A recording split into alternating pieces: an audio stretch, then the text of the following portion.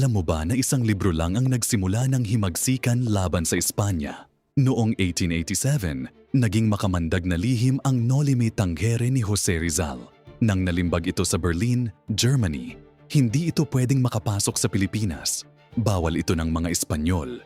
Pero may mga estudyanteng Pilipino sa Europa na naging mga lihim na smuggler. Tinago nila ang mga kopya sa loob ng mga maleta, sa ilalim ng damit, at sa mga compartment na hindi makikita. Pagdating sa Maynila, ipinasa nila ito sa mga kaibigan ng palihim. Ang mga Pilipino ay nagpapasahan ng libro sa gabi. Binabasa nila ito sa mga kwarto na nakasara, takot na mahuli ng mga Guardia Civil. Kapag may nakitang may hawak ng libro, diretso sa kulungan o deportasyon sa Mindanao. Pero hindi nila napigil ang libro.